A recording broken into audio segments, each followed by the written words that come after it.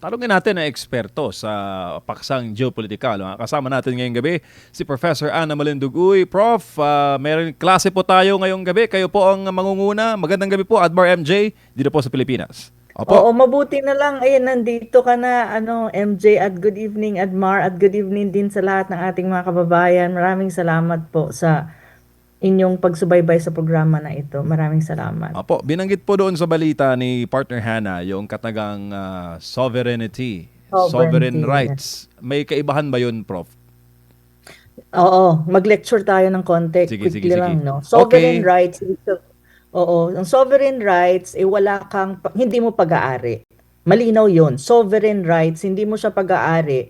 You have, kumbaga, rights to explore the resources, the marine resources, below the surface of the water.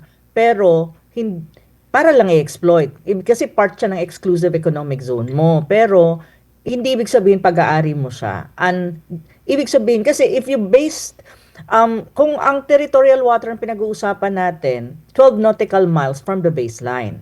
So, ibig sabihin, territorial water mo siya, pag-aari mo siya. Pero beyond that, hindi mo siya pag-aari. Sovereign rights ang tawag doon. Exclusive economic zone. Opo. Now, kung nasa loob siya, exclusive economic zone. Pero, pag sinabi mong territorial water, yun ang tinatawag mong may sovereignty ka. Opo, Prof. So malinaw yung kapag on-clause ang pinag-usapan natin. On-clause is the United Nations Convention on the Law of the Sea. So dapat malinaw na yan kay Tariela at sa ibang tao. Prof, eto pag tukuyin po natin, sino po ang nagkiklaim ng sovereign rights at sino po ang nagkiklaim ng sovereignty? Magandang tanong.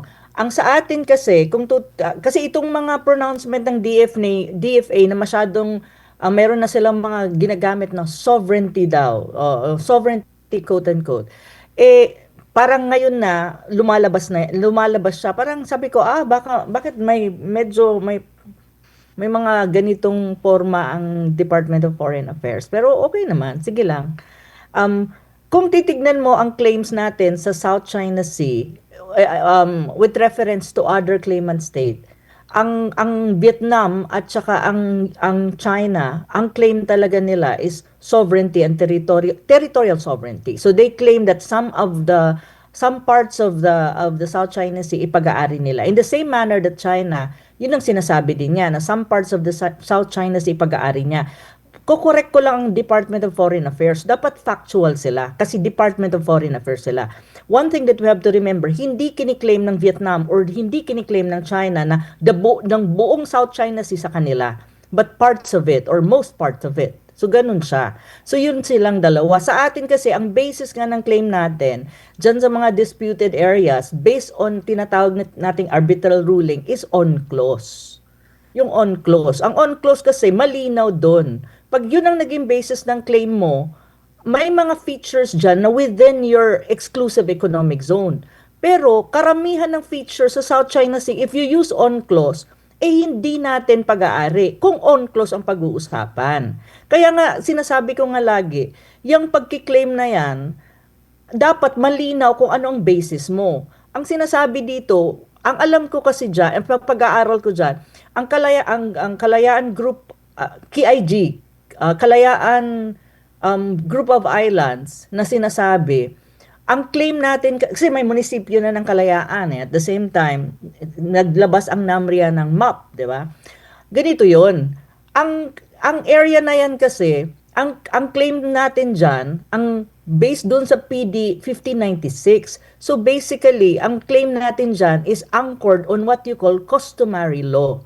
At saka, based on effectiveness of occupation or effectivity of occupation. Ngunit, ang problema, okay, ng we have Pilipinas that sa Baho kind de of claim. Masinloc. Muling binanggit ng Oo. DFA ang Murillo Villar. Saglit lang po ma'am ha, kasi ito si partner Hana, pumapasok kasi. Sige Ah. po, go ahead po, Sige, Prof. Prof. Prof. Oo. Mabuti nga pumapasok may mapa tawag nito, ang sinasabi, ganito ha, okay, linawin ko para malinaw, okay? Pag ginamit mo ang on clause, even yung KIG na yan, many parts of it will not be part of our so-called territorial claim or sovereignty claim. Pag ginamit mo yung on clause. Kasi ang on clause malinaw, ang kanyang 12 nautical miles yun yung territorial waters mo. Pag beyond that, 200 is exclusive economic zone. Exclusive economic zone, you have sovereign rights pero wala kang sovereignty. 12 nautical miles from the baseline, territorial water, pag-aari mo yan, may sovereignty ka. That's very clear if you use on-clause. Kaya nga, may mga, kapag ginamit mo yung on-clause, may mga areas sa Spratly na hindi magiging part ng ating exclusive economic zone, may mga areas na hindi part ng territorial waters natin. May iba na pumapasok. Pero definitely within exclusive economic zone if you use on-clause. Now, ang usapin kasi ng KIG is a different matter na kailangan i-resolve yan ng mabuti at bigyan niya ng magandang pag-aaral. Kasi ganito yun. Ang KIG, nagsimula ang claim dyan 1970s pa. Ang claim talaga dyan is ang claim natin dyan originally sa panahon ni Marcos Sr. is based on PD 5096. Ano ang claim natin? Territorial sovereignty. Kasi if you really study international law, kahit ang isang island nandun sa kabilang ibayo ng mundo, ng kabilang area ng Pacific, may tinatawag kang customary law na kapag inoccupy mo siya for a certain period of time, yung tinatawag mong effective occupation, tapos walang nagki-claim dyan, pwede mo siyang i-claim na sa'yo. Pwede yon over time. Yan ang claim, yan ang basis ng claim natin sa KIG. Okay? Pero, as far as Philippines is concerned, kasi yung sinasabi natin, may effective occupation kami based on our historical records, 1970 kami nagsimula dyan. So far naman, mayroon na kaming batas kasi may munisipyo ng Kalayaan na kami. And at the same time, may mga tao na dyan. Yun yung sinasabi natin when you talk about territorial sovereignty na claim dyan sa KIG. Pero take note, not the whole of KIG is even within that, hindi malinaw kung ano ba talaga specifically ang mga, features sa KIG na tinatawag mong sayo kasi kiniklaim din yan ng China at saka ng Vietnam. So if you put it in a context of the regional level, international, these are disputed features of the South China Sea as far as the regional and international level is concerned. Pero of course, as Philippines, I would understand that the DFA would assert na sa kanya yan, sa atin yan, sa Pilipinas yan. Well, tayong nag-uusap. So, sinasabi ko nga, kung yan ang pag-uusapan mo, malinaw, based on customary law, based on effective occupation, ang pag-uusapan natin, sasabihin natin sa atin, tayo-tayo na, okay, atin yan. However, if you put it at the higher level, regional and international, as far as other claimant states are concerned, and even the international community, it's not ours. It is a disputed area because it's also claimed by China and also by Vietnam. Kasi yung ibang claimant state dyan, Malaysia, ang basis ng claim nila is on-clause. So sa kanila, based dun sa on-clause, so dun sila nagre-rely na halimbawa, ganun pa rin, 12 nautical miles, 200 nautical miles. So may ganun. Now, ang argument naman ni Tariela, sinasabi niya, historical and even the DFA. Sinasabi natin historical, okay, fine. But on the other hand, the Vietnamese and even the Chinese would say also na, we have also our own history to back up our claim that we own that part of the South China Sea, which has an overlapping claim sa atin. So nag-overlap yung claim. So yun sinasabi ko. Kaya nga ako, as far as I'm concerned, I am studying the issue. It's part of my PhD dissertation. Sinasabi ko, as far as I'm concerned, if I'm very objective, it is disputed.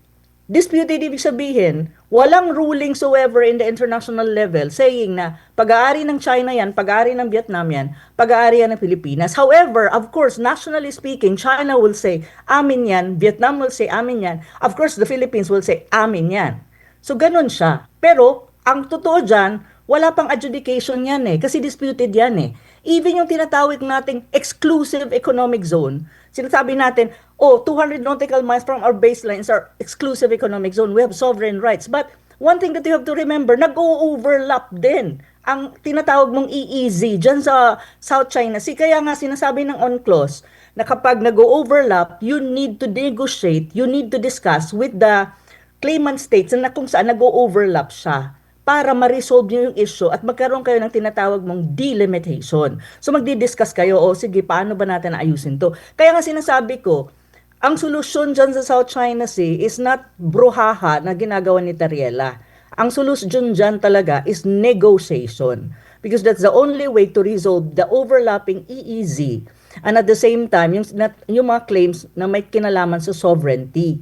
Kasi lahat ng mga claimant state magsasabi talaga na amin siya sa atin, sinasabi na atin siya. So of course, naiintindihan ko yung positioning ng mga bansa na sinasabi nila, amin yan. Because you need to assert your claim. But at the end of the day, to be very frank, from a very objective point of view, and coming from a regional point of view, and even international level, this is a disputed area. Everyone has a claim, but no one really, based on international law, would say na amin yan, unless the Philippines would go to the International Court of Justice to adjudicate this. So that's the only way na masasabi natin na pag nag-rule ang International Court of Justice na, okay, Scarborough Shoal is sa inyo talaga yan, well, we need to go to the International Court of Justice. Ang tanong ko, would the Philippines be willing to do that? Yun yung tanong kasi that's the only way para malaman mo kung pag-aari mo talaga yan o hindi. And one more thing, Scarborough Shoal. De facto, Scarborough Shoal is really, de facto, ang may hawak niyan ngayon, ang nagro-rule over dyan, de facto wise, is China because that's under their control. So ganun. And even if you look at Scarborough Shoal based on UNCLOS, wala tayong ano dyan. Kung UNCLOS ang pag-uusapan mo, wala tayong ano dyan, tinatawag mong territorial sovereignty. However, kung ang sinasabi ng DFA, may mapa siya, mula pa nung 17 something, blah, blah, blah, that is another way of claiming it, na sovereignty. Pero ang tanong, who will really tell na tayo ang may-ari niyan? Kasi you need a body that will really tell you na sa'yo yan. Kaya nga sinasabi ko, I challenge the Philippine government to go to the International Court of Justice para mas-settle to. And ano niya, kumbaga sabihan niya sa Vietnam, okay, I will go to the ICJ, you to China, I'll go to ICJ. Kasi sila yung may strongest claim on the South China Sea when you talk about territorial dispute. Kasi sila din, nagsasabi din sila, kung tatanungin mo sila, nagsasabi din sila na amin yan. So yun yung totoo kasi dyan eh. Pero of course, I understand on the part of the Philippine government saying na amin yan. Because that is one way of asserting. Pero ang tanong talaga, pagdating na yan, pag inelevate mo na yung issue doon sa taas, na hindi na state level, pero international level na o regional, everyone in the region and everyone in the international community would recognize that the South China Sea, yung mga features dyan are disputed. Meaning, you need to find a way to resolve ang disputed issue and at the same time, negotiate. Now, kung ayaw mo mag-negotiate, di pumunta ka sa International Court of Justice para makita natin kung sino talaga may-ari. So, if the government of Marcos Jr. is willing, then why not? Diba? Opo, basta malinaw, no? Ang UNCLOS na ating pong hinahawakan, ang desisyon na yon ay sovereign rights. Pag UNCLOS ang inano mo, 200 nautical miles from our baseline is really sovereign rights. 12 nautical miles is territorial waters. So kung titignan natin dyan, maraming features dyan is not even part of our territorial waters. Even some parts of the KIG, even yung munisipyo nga ata ng Kalayaan, if you really look at it, marami akong notes dyan eh. In a matter of time, I will post something on this para malinaw, in a very objective manner, para hindi magulo. Kasi mahirap yung... Yun yung problema eh. You have to base it on facts eh. At saka base it on existing international instrument like UNCLOS. Kasi kung magiging true to UNCLOS ka, may sovereign rights lang tayo sa ibang features pero hindi natin pag-aari. Pero yun nga, yung ano doon, yun yung palaging issue. And even, how do you call that? Even the arbitral ruling, ano ba ang ruling ng yung arbitral ruling ng ang sinasabi dyan sa Scarborough Shoal. Ang sabi nga niya, it's a rock. So it cannot generate EEZ. Diba? At saka sinasabi niya, yung area ng Scarborough Shoal, sabi ng arbitral ruling, is a traditional fishing ground. So it means everyone can fish, like Vietnam, China, and the Philippines. Arbitral ruling yun. Yun nga ang basis ng claim natin, di ba, sa South China Sea, na pinupush ni Natariela and even the Department of Foreign Affairs. Pero kung titignan mo, pag binasa mo yung arbitral ruling, actually, wala naman siyang sinasabi na may may-ari dyan sa South China Sea. The arbitral ruling was clear. Walang ruling kung sinong may-ari dyan sa South China Sea precisely because they cannot do it. They are not the right, kumbaga body, and even UNCLOS is not the right instrument when you talk about sovereignty issue. Malinaw yun. Basahin nila yung arbitral ruling. Isa-isahin nila. The DFA should read the arbitral ruling in a very objective way para maintindihan nila at the same time, matama nila kung anong kailangan nilang sabihin sa mga Pilipino. At hindi itong issue na to magamit ng mga politiko na tulad ni na Hontiveros na hindi naman nila naiintindihan yung issue pero ginagamit against other politicians like for example Marcoleta who's actually trying to articulate based on facts. Kasi Opo. ito yung problema eh. Pero actually, trabaho ng Department of Foreign Affairs to really read, understand ang arbitral ruling kung ano ba talaga ang nandyan. And at the same time, kailangan maintindihan ng Department of Foreign Affairs kung paano niya i-articulate at paghihiwalay yun ng tinatawag mong claim to sovereignty and claim to EEZ. Kasi magkaiba yung basis niya. Magulo yan eh. Opo. So kahit nga sila siguro, hindi nila naiintindihan lahat yan eh. Opo, Prof. Naku. Opo, Tanungin ko ako kaya magtanong sa kanila, ako Opo. mag-interview sa kanila. Pasingit lang po, Prof. Huli lang dito sa topic na ito sa South China Sea. Nakikita nyo ba na parang ito na lang ang napagtutuunan ng pansin na issue na alam naman natin na sa hinaba-haba ng panahon, itong issue na ito, yung agawan sa claim natin sa territory dyan sa South China Sea ay hindi lang naman ito ngayong administrasyon na ito. In fact, kahit na sa last administration, well, iba lang yung approach nila, panahon ni Pinoy, panahon ni PGMA, panahon ni ERAP, 'di ba? Doon sa panahon ni ERAP, yun yung sinadsad yung sa BRP Sierra Madre. Madre. Pero hindi pa ito parang natuldukan at nakikita nyo ba na parang ang paggigiit ngayon ng kasalukuyan nating gobyerno ay para bang gusto na nilang tuldukan ito at nakikita nyo po ba na parang napag-aaksayan lahang, kumbaga nakatutok lang tayo dito. Unlike kasi sa past administration, di ba, nag-usap si PRRD, giniit niya kay Xi Jinping, no? Nung naibahagi niya, nung nag-usap sila na baka pwede ganito, ganyan. At sabi ni Xi Jinping na marahil, hindi sa ating henerasyon, matutuldukan itong issue na ito. So, parang napag-usapan nila na magkaroon na lang ng parang status quo dyan sa area na yan po. Prof, ano pong pananaw nyo rito? Tama ka dyan, Admar. To be very frank, sa akin kasi, sa dami ng issues ng bayan na kinaharap mo, based sa Pulse Asia Survey, 3 ang critical ha, inflation, illegal drugs, and massive corruption in government. Iyan palang 3 mahirap nang isolve ng current government or ng bansa natin. So ang ano ko kasi dito, ang issue ng South China Sea masalimuot nga kasi nga iba-iba yung claim at the same time marami kang instrument na kailangan pagbasihan kung depende kung ano yung claim mo, kung EEZ ba yan o sovereignty. Hindi yan ganun kadali. And you really need to understand it deeply before you even talk to the whole Philippines. Now kasi ang mahirap kasi sa issue na yan, madali siyang mapoliticize at pinopoliticize siya at ginagamit siya sa politika ng mga ibang yung mga tatakbo at ambisyosa dyan na tatakbo sa 2028, pagka presidente or whatsoever. Pero ginagamit nila at ginagawa nilang source of yung false nationalism ba. At kapag nagsalita ka na tinatama mo or nagiging objective ka when you talk about the issue, ikaw ay binabansagan ng either pro-China or makapili, which is in fact wrong. Okay, yun ang problema sa Pilipinas when you talk about this.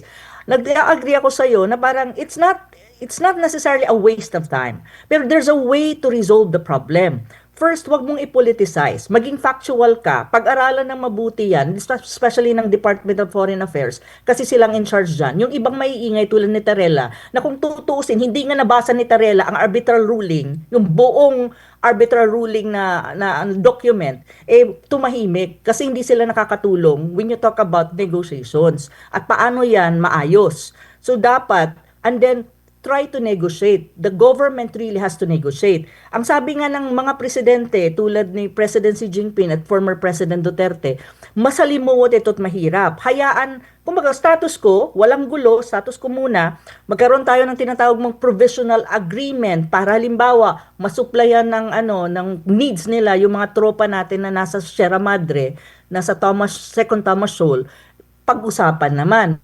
Kaya namang pag-usapan para lang ma-maintain yung tinatawag mong stability and security in the South China Sea.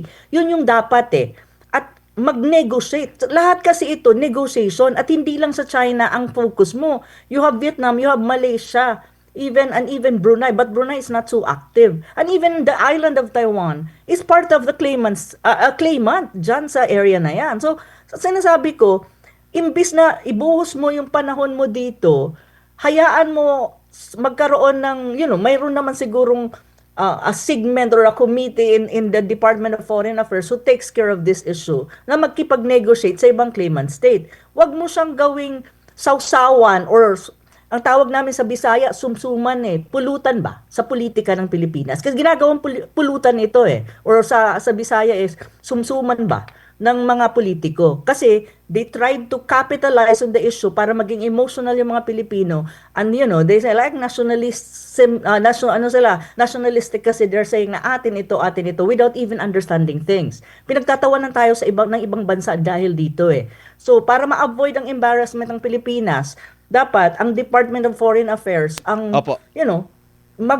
dito. Ngayon, ang tanong ko, so, paano may susolve to? Quiet diplomacy ang approach dyan. Now, mas maganda siguro ang Pilipinas mag-focus siya dun sa immediate needs at immediate problems na mayroon tayo. Ang ekonomiya mo, ang inflation mo, ang pagbaba ng, umutang na naman po ang Pilipinas ng $800 million, I think, if I'm not mistaken, para i-finance ang ating national budget or, i-reinforce ang ating budget for 2026. These are real problems that affects the country. Ang South China Sea, hindi yan masusolve in a matter even 10 to 20 years from now because this is very complicated. Walang bansa na claimant na magsasabi na sayo na lang yan o ikaw sayo na yan. Walang ganon. So, let it be there but manage it peacefully and negotiation sa lahat ng bagay. Pero, ang Pilipinas, mag-focus ka dun sa mga immediate needs. Opo. Inflation, jobs, illegal drugs. My God, Admar and MJ, ang taas ng complaint dyan sa Sabi illegal pa naman drugs. sabi pa naman ni Secretary, naalala ko kasi nung ipinagmalaki yung flood control projects after nag-fact check 'di ba yung kalikasan nagkaroon ng baha. And recently lang may pahayag si Secretary John Vic Remulla na peaceful na raw. Tapos kaliwat kanan na barilan na naka-CCTV. No, ang recent lang di ata ba may yung nakidnap guardia na ni Chinese? 50 million ang nakidnap, namatay ba? Nakidnap tapos 50 million pesos ang ransom? Finact-check po, yan yung mga problemang kinakaharap po. Pero alam ng mga kababayan natin yan, lalo na ramdam nila sa baba mismo yung tunay na sitwasyon. Pero lipat lang po tayo, Prof, no? Baka kasi kulangin yung ating oras. Lipat lang po tayo dito sa issue naman po, dyan sa gitnang silangan naman po, no? Lalo na dyan sa usapin sa Strait of Hormuz. Ano po yung mga nakukuha nyo pong information and gaano kahalaga sa mga bansa na patutupad talaga halimbawa kagaya sa atin sa Pilipinas kasi sa ilalim ng constitution natin nasa independent foreign policy talaga yung sinusunod po natin. Gaano kahalaga Dapat. na ito Hindi talaga tayo independent foreign policy Opo. under BBM. Opo. Gaano kahalaga na ito talaga yung paninindigan ng kagaya natin na bansa, kung may constitution din sa ibang bansa na independent foreign policy or kung ano yung polisiya nila. Pag independent foreign policy, gaano kahalaga, lalo na sa panahon po ngayon na nagkakaroon po ng girian yung mga malalakas na bansa, US, Israel, at itong Iran para hindi naman tayo gaanong madadamay lalo na dyan sa usaping sa Strait of Hormuz na meron ng pinapayagan ganito ganyan meron sinasabi pag flag yung flag ng barko pag US or Israel hindi nakakapagdaan pero sa mga panahon ngayon lalo na rin pag meron tayong mga kaibigan na pwede nating malapitan na mabilhan ng mga langis na pwede tayong masuplayan agad po Prof. Yun nga, 'di ba? Yun pinag-usapan natin ito lagi, Admar at saka MJ. Ang sabi nga natin before, 'di ba? Mahalaga ang tinatawag mong independent foreign policy at yung mantra nga ng panahon ni Duterte na ng President Duterte natin na ang sabi nga friends to all, enemy to none. Kasi pag nagkaroon ka ng mga ganitong sitwasyon, lahat ng possible na mga major powers or country na matutulungan na makakahingi ka ng tulong or concession magagawa mo kasi wala kang enemy. You know, lahat ng kaibigan mo eh. Yun yung beauty doon eh. Pero right now, if you look at when you talk about oil and when you talk about the Strait of Hormuz, ang Strait of Hormuz, 20% ng trade when you talk about oil, dyan dumadaan. So kapag yan na choke or na constrained ang flow of trade, ngayon kino-constrain kasi close siya. Ang may control diyan is Iran. So ngayon ang ginawa ng Iran, nung una close talaga, walang pwedeng dumaan except the Chinese. Okay? Yung Chinese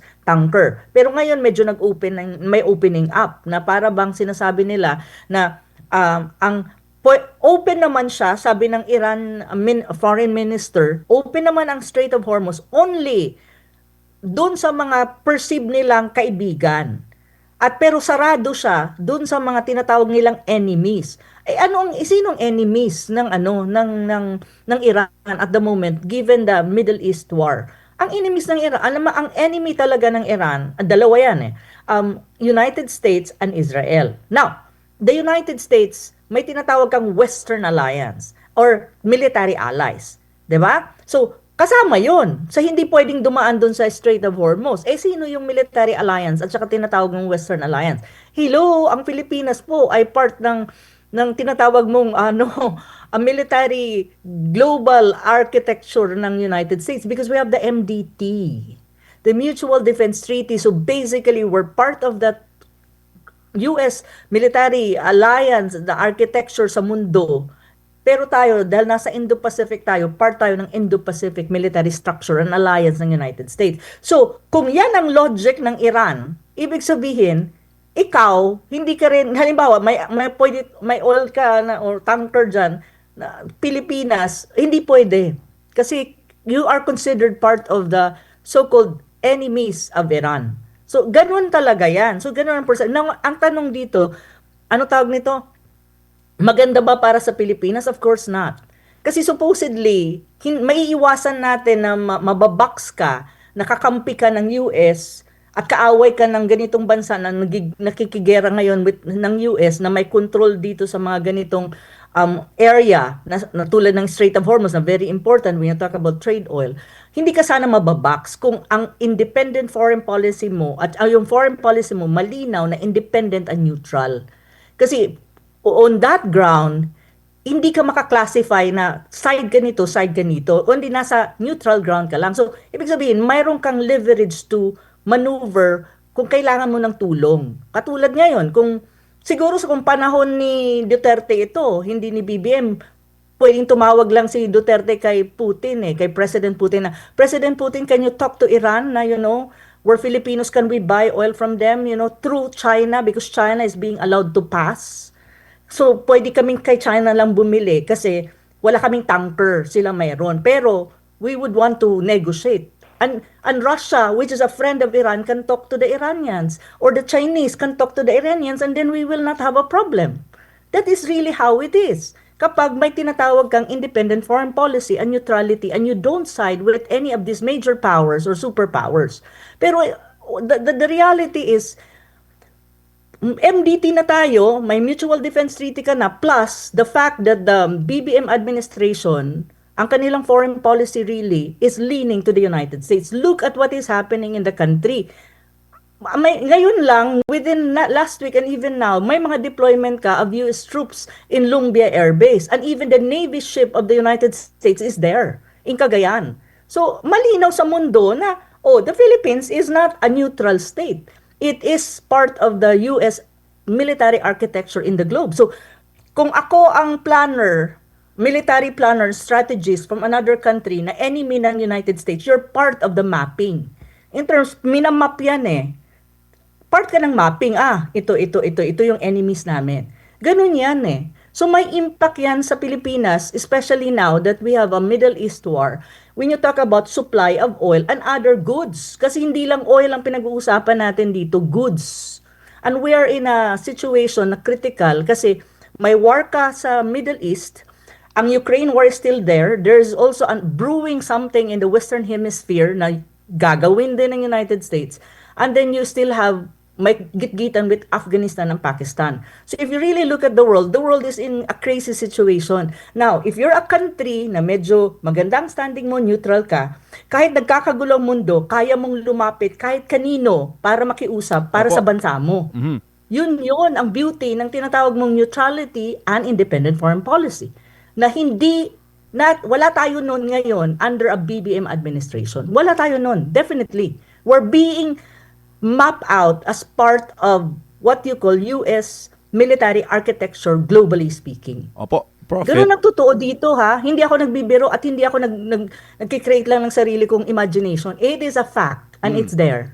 Ito pa, update ngayon. Si President Donald Trump, gusto niya na magpadala ang mga Hapon ng warship sa Hormuz. Ang tanong, papayag kaya ang bagong Prime Minister ng Japan na mukhang parehas din ng ating presidente, no? BFF din ng mga kano. Anong tingin mo diyan, Prof? Mukhang Actually, magkakarambulan talaga. Actually, ganito ang nangyari dyan. Si Trump is calling on NATO allies in Europe side and also calling other allies of the United States, especially military allies. Well, ganun naman talaga. Military naman talaga ang alliance na yan. Is na magpadala sila ng mga tinatawag mong warships or navy ships doon sa Strait of Hormuz para mag-counter kay Iran kasi kinokontrol nga nila yung passage na hindi pinapadaan doon yung mga tinatawag mong kakampi at saka alliance ng US. Anong sabi ng Japan, Australia? Australia mayroon din tinatawag nga niya. So far from the reports that I've read, Japan, I don't think they will send. Parang hindi. Yun ang report na nabasa ko. And also Australia, I think hindi rin. And even sa Europe, ang sabi lang nila, they will protect their interests. Yung interest ng country nila. Pero sending like Navy ship doon sa Strait of Hormuz, doon sa request ni Trump, they will not do it. And even China was even asked and coerced by Trump na magpadala din daw ng mga Navy ships nila ang China doon sa Strait of Hormuz para daw malabanan niya yung kontrol ng Iran. Sabi ng China, bakit ko gagawin yun?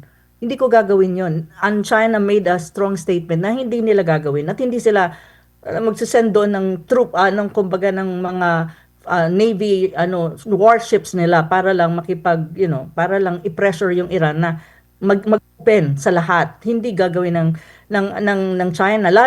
Even Japan, Australia, and even the NATO countries, they did not say yes. Nag-iisip pa, ang iba ayaw. So, Italy will never do that. And even Spain will never do that. Kasi yun ang kanilang standing. So, ngayon, ang tanong, parang kawawan, parang walang nakikinig sa Amerika, even among allies. Kasi bakit? Kasi kung ikaw ba naman din, kahit ally ka ng United States, gugustuhin mo ba na ang sarili mong barko at ang mga tao sa loob ng barko ay mapahamak? Kasi pag ikaw enemy, pagdaan, hindi ka pa dumadaan ng Strait of Hormuz, tinitira ka ng ballistic missile na or ng mga drones. So, they have a if you really study the Iranian geography and even in the Strait of Hormuz, they have the advantage. Kasi ang kanilang missiles, ang kanilang tropa, nakaposisyon na, dadaan ka pa lang, titirahin ka na, wala ka talagang, may hirapan kang mag-retaliate. So very strategic ang positioning ng Iran when you talk about these things. So kaya nga, hindi talaga nagko-comply ang ibang or most of the US allies when dito sa specific na request ni Trump kasi humihingi na si Trump ng tulong sa kanyang mga kaalyansa. And I don't know kung anong ibibigay na tulong ni BBM kasi kaalyansa, we're part of the so-called military alliance pero wala naman tayong Navy ship at yung iba ayaw naman. Japan, even Australia and even the NATO countries, they don't want. So, yun yung sitwasyon ngayon. So, ano ang ibig sabihin doon? Kasi ang karamihan ng tao, ang karamihan ng bansa, gusto talagang magkaroon ng de-escalation, ceasefire, and political solution dyan sa ongoing Middle East war. Opo. Pero ang problema, ang Iran, nag-pronounce, mayroon silang malakas na statement, sinasabi nila, sila ang magdidictate kung kailan matatapos ang gera at hindi ang Amerika. Opo. Yun. Prof, huli na lang Prof. May Mm-mm. sa inyo pong pag-aaral no sa usaping geopolitical. As a sign of good faith, tinatanong ng ating mga kababayan, possible daw po ba na gumalaw ang China para matulungan tayo na makapagpalusot ng mga supply ng langis sa Strait of Hormuz? Ngayong ang China po ngayon ang pinapayagan lamang no na dumaan doon sa strait dahil bukas ma'am Yes. katakot-takot po na price increase sa produktong petrolyo. Mangyayari po sa Pilipinas. Sa crude po halimbawa, mukhang papatak yata sa 100 pesos plus per liter ang diesel. Per Di pa liter. kasama Oo. yung gasolina ma'am at yung kerosene. Tama ka kasi sanabihan ko yung asawa ko magpagas ka na habang di pa tumataas. Kaya ang haba daw ng pila, MJ sa mga station, gas station. So ang tanong kasi ganito, may magagawa ba? Unang-una, gusto ko lang ding ipaalam sa ating mga kababayan na ang China is actually an exporter of diesel. Nag-e-export sila ng diesel. 40% of our diesel actually, ang pinanggagalingan sa atin ini-import natin from China, 40% of it. Nagkaroon na ng declaration ng China na magsasara sila sa export. Hindi na sila mag-e-export muna ng diesel kasi malakas ang gera. Ang gera sa Middle East. So nagsara, hindi na sila nag-export. So actually, doon pa lang affected na tayo kasi 40% 'yon ng diesel natin, source ng diesel natin. So ngayon ang tanong, mayroon bang magagawa? Goodness naman. Wala namang imposible. May mga tinatawag ka naman back channeling or pwede ka naman makipag-usap sa China about these things na, tulungan nyo naman kami, hindi kami malaking country, Kasi China is the most stable country, to be very frank.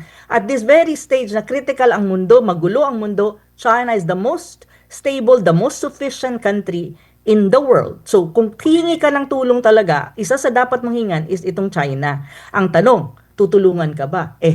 Paano ka naman tutulungan? Last week lang, ano ba ang issue ng Pilipinas? Espionage. May espionage daw ang China, nagre-recruit daw ng mga bata diyan sa atin ng spy at may mga espionage na mga accusation against the Chinese. So, kung ikaw ang China with all of these things, magkakaroon ka ba ng tinatawag mong goodwill to help a country that actually demonizes you every single day? Do you really think so?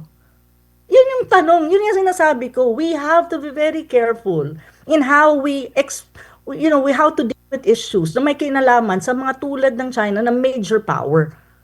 And even tulad ng Russia. Ang Russia maybe is willing to give us oil or gas in magsisell sa atin, or they will pangbibenta sa atin. Pero tanong, Russia and China are best friends. So kung sinabi ng China na, alam mo yun, ang hirap ng bansa yan. Lagi kaming dyan magulo. At saka tignan mo, ang US andyan, lahat ng mga troops andyan. Alam mo, threat sa amin yan. So alam mo yun, magka muna dyan gumalaw. Opo. Do you really think, di ba, may ganun ganun talaga ang sitwasyon sa mundo at saka sa mga countries. So ngayon, ang lessons learned lang talaga sa atin is learn how to be neutral, learn how to have an independent foreign policy at ibalik mo ang mantra ni Digong na friends to all, enemy to none. Para pag dumating tayo sa sitwasyon na to, lahat ng bansa, lahat ng major powers, kaya nating lapitan at hindi tayo nahihirapan. Yun. Opo. Si Jing AJ na nunood sa ating palatuntunan, siguro maiisip, ano kaya mas matimbang ngayon sa mga Pilipino?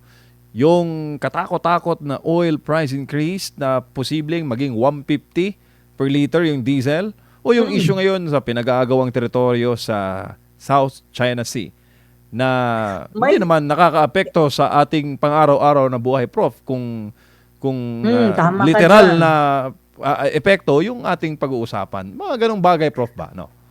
Oo.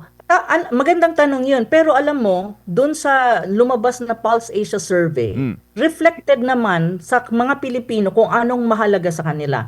Ang mahalaga sa kanila is ang issue ng ekonomiya, kasi inflation ang number one na issue, isa sa mga sa top 3 ata na issue.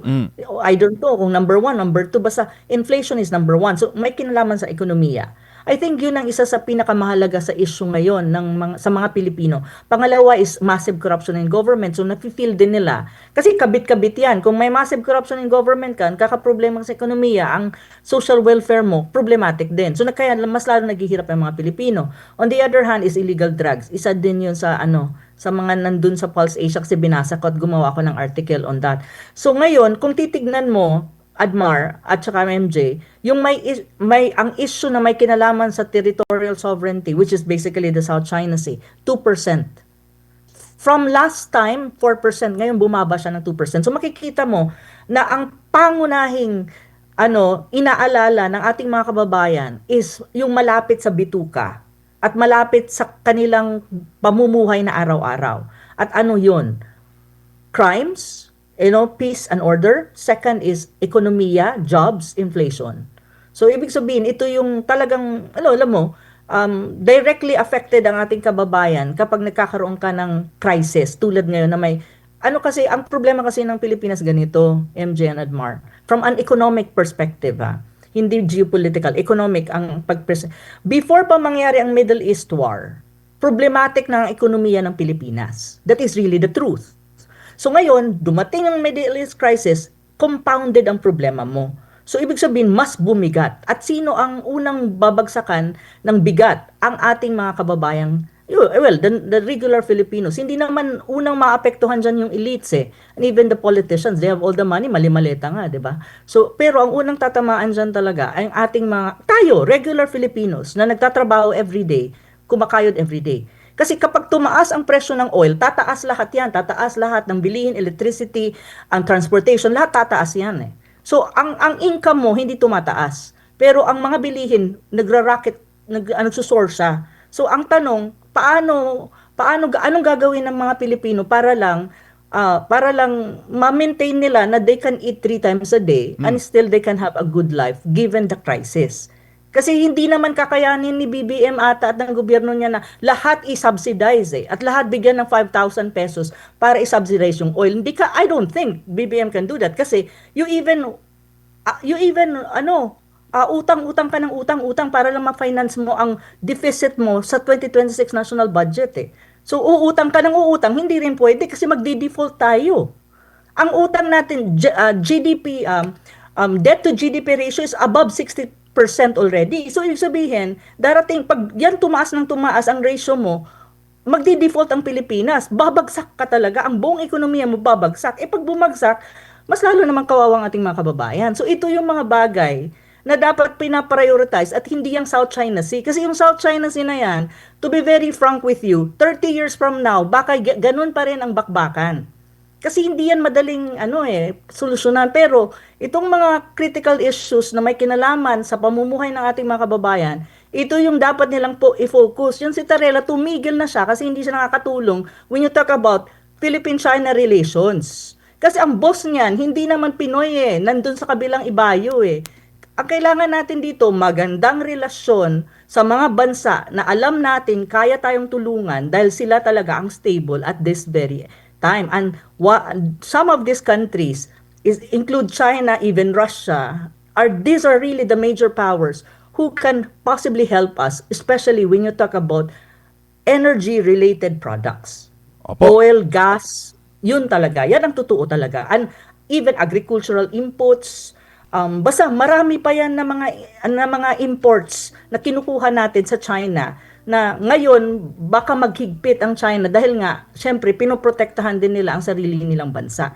Kasi kapag may war, MJ at Admar, before I end, lahat ng bansa sa mundo maglilimit sila ng tinatawag mong export kung exporting country sila because they need to prioritize the sufficiency ng bansa nila. So lahat din ng mga halimbawa nag-export ng rice, ng kamatis, ng sibuyas, ng fish kasi nag-export tayo salt, maglilimit yan kasi kailangan nilang secure ang sarili ng bansa. Ang tanong, ang isang country tulad ng Pilipinas na import dependent on almost everything, hindi lang oil, anong mangyayari sa'yo? 'Di ba? Anong mangyayari sa'yo kung lahat ng bansa ay nagko-control na ng export? saan ka tatakbo? Kasi agriculture natin malaking problema din. Wala import pa ng import, rice ini-import natin. So tumaas na pala ang presyo ng rice ha. Mataas na 70 plus na ata ang presyo ng 1 kilo ng rice. So these are real problems na kailangan mapagtuunan ng pansin at magkaroon ng solusyon. Pero isa pa na point na kailangan ko ihabol is imbis na itong pagtuunan mo, ayun, impeachment ni Inday ang kanilang ginugugulan ng malaking panahon at oras at pera. So sabi ko, Leche, asan ba ang priority ng administrasyon na to? Di ba ang priority nila dapat ang Pilipino? Bakit ang impeachment ni Inday ang ginugugulan nila ng panahon at pera? 'Di ba? Nakakairita eh. Ako naiinis ako kasi apektado kami Opo. bilang isang maliit na pamilya. So, yun ang masasabi ko. Opo. Prof, maraming salamat po sa inyong panahon at mabuhay po kayo, ma'am.